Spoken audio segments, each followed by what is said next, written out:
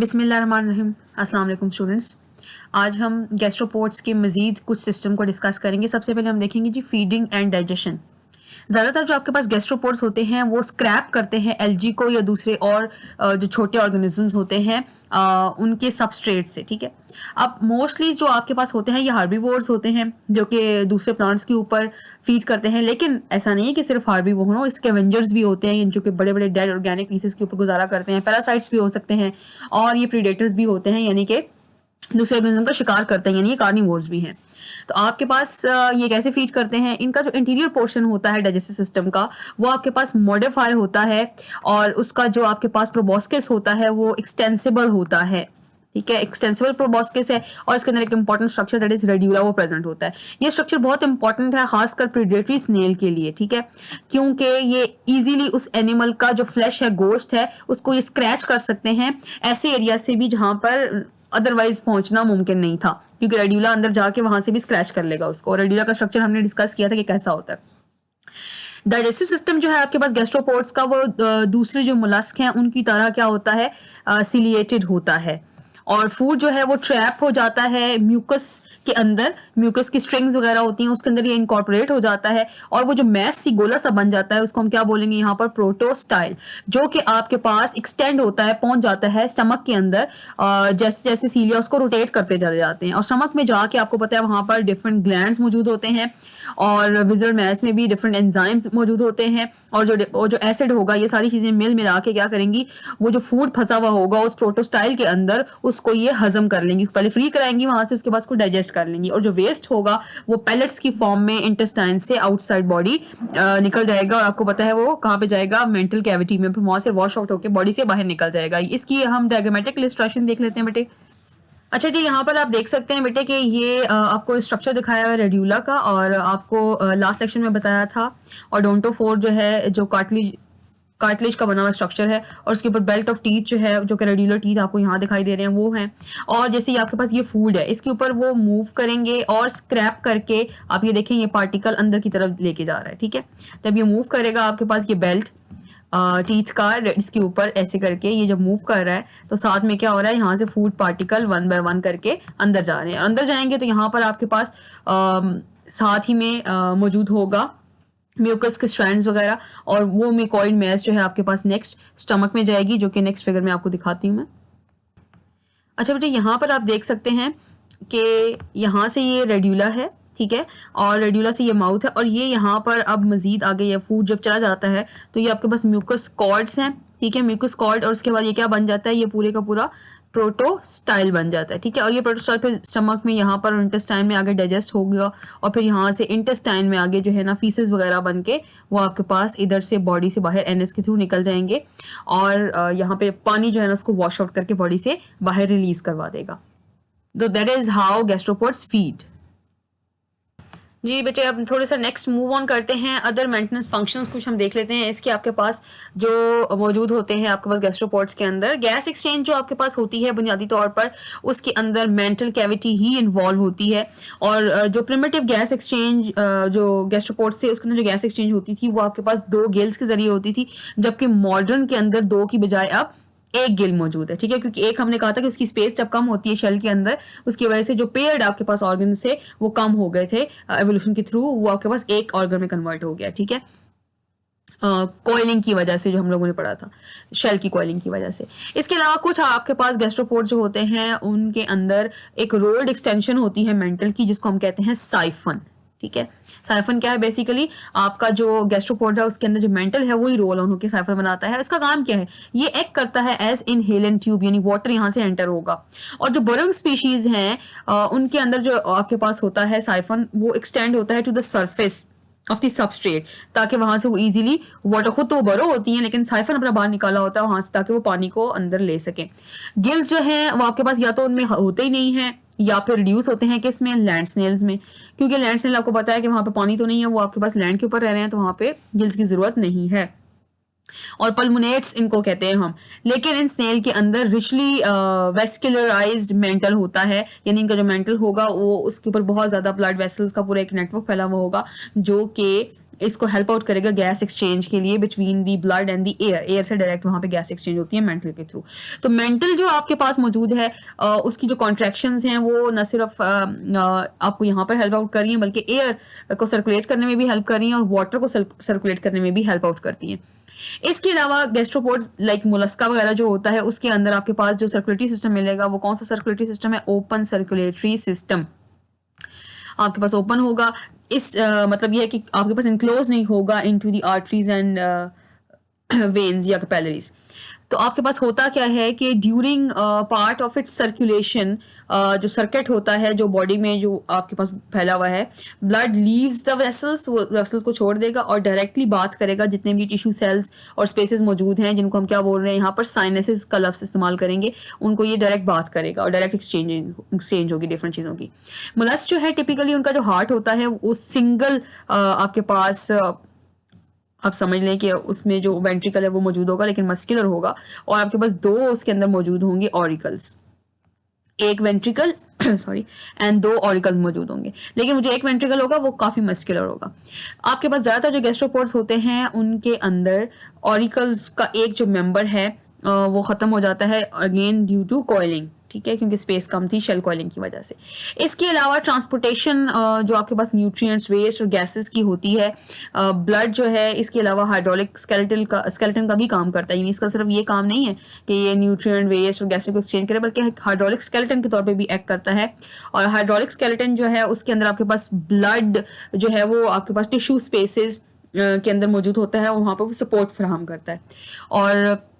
जो मोलस्क है इसी हाइड्रोलिक स्केलेटन को वो इस्तेमाल करते हैं अपनी बॉडी को एक्सटेंड करने के लिए भी, और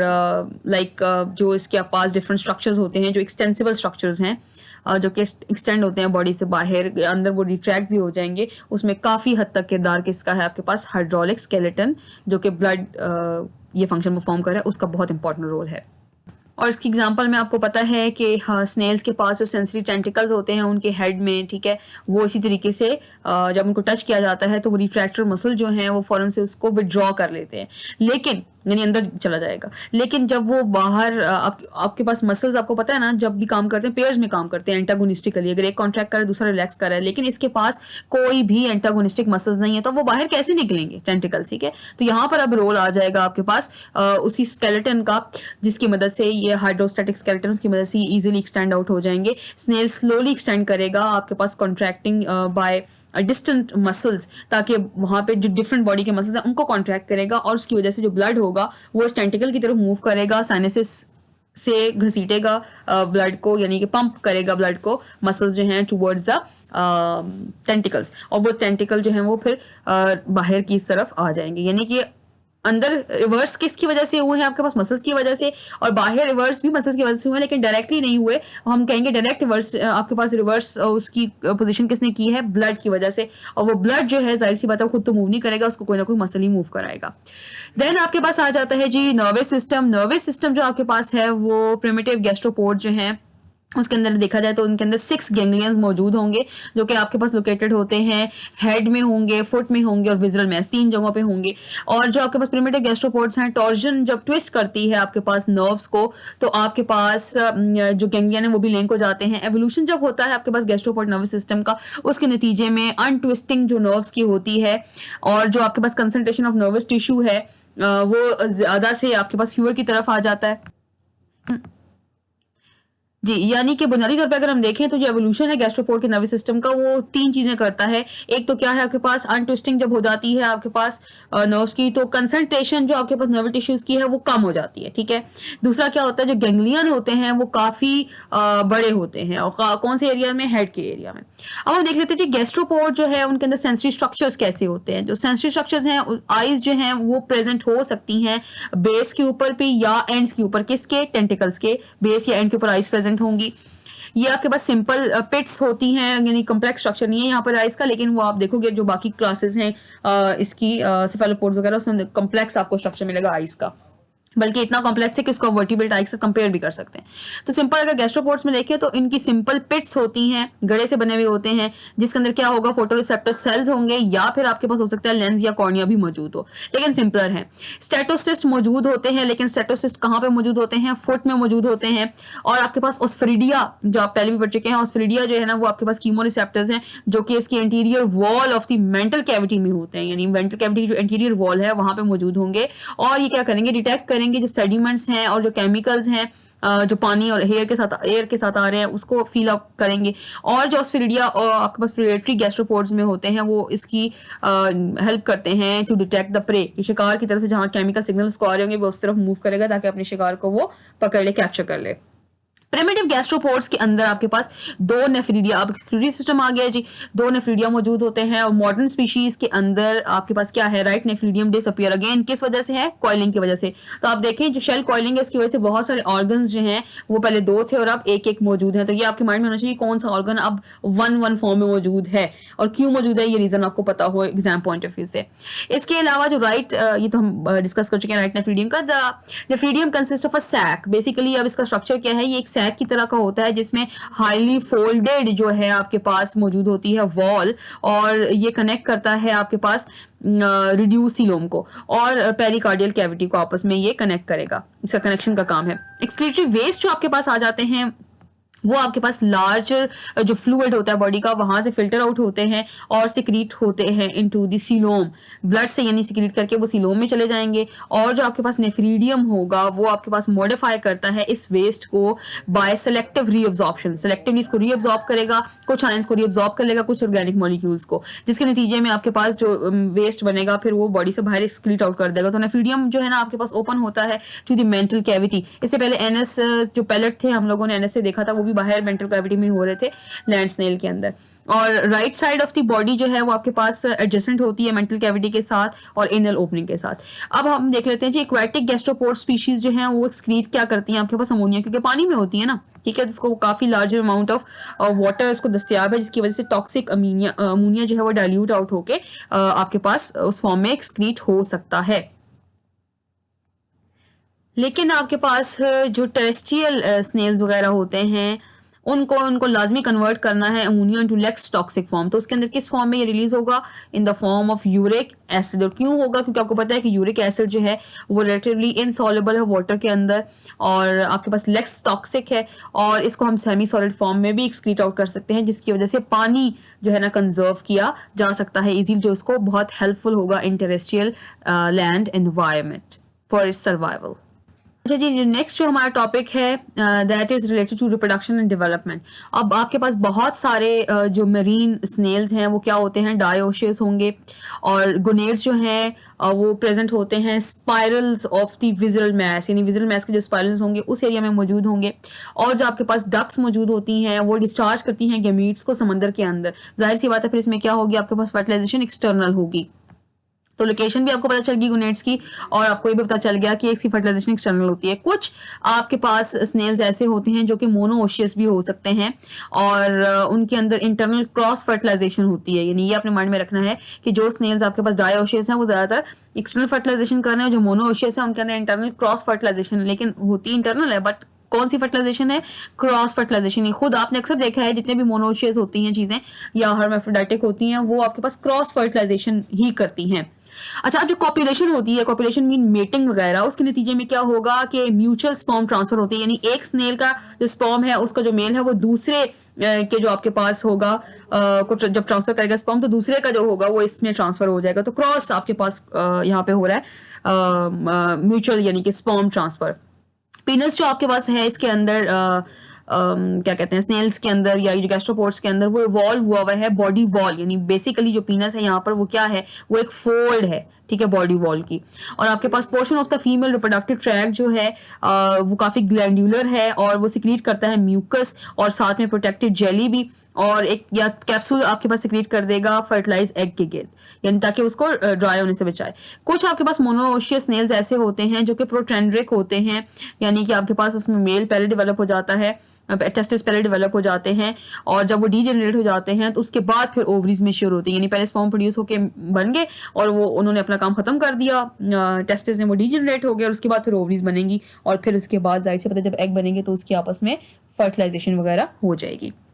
अब जो एग्स होते हैं ये आपके पास शेड किए जाते हैं सिंगली और इन मैसेज, यानी या तो अकेले अकेले या फिर इकट्ठे गुच्छों की फॉर्म में, मैस की फॉर्म में एक्सटर्नल फर्टिलाइजेशन के लिए। लेकिन इंटरनली फर्टिलाइज जो एग आपके पास होते हैं वो डिपॉजिट होते हैं जिलेटिनस स्ट्रिंग्स के अंदर या मैसेज के अंदर। और जो लार्ज योकी एग्स होते हैं टेरेस्ट्रियल स्नेल्स के वो डिपॉजिट होते हैं मॉइस्ट इन्वायरमेंट के अंदर। जैसे कि फॉर एग्जांपल आपके पास फॉरेस्ट में जो नीचे पत्तों का बना हुआ जो नीचे गीला गीला सा फर्श है उसके ऊपर होंगे, या आपके पास कोई भी ऐसी शेडेड दीवार वगैरह जहाँ पे मॉइस्चर हो वहां पे मौजूद होंगे, ठीक है। और आपके पास जो कल्केरियस शेल होता है वो उनको इनकैप्सुलेट भी कर लेता है समटाइम्स, बल्कि मोस्ट ऑफ द टाइम्स। अच्छा, अब जो मेरीन आपके पास गैस्ट्रोपोड्स होते हैं उसमें स्पाइरल क्लीवेज होती है जिसके नतीजे में आपके पास जो लार्वी बनता है वो कौन सा लार्वी है, ट्रोकोफोर लार्वी, और वो डेवलप होता है इनटू फ्री स्विमिंग लार्वी जिसका एक आपके पास फुट, आईज, टेंटिकल्स वगैरह मौजूद होंगे उसके अंदर।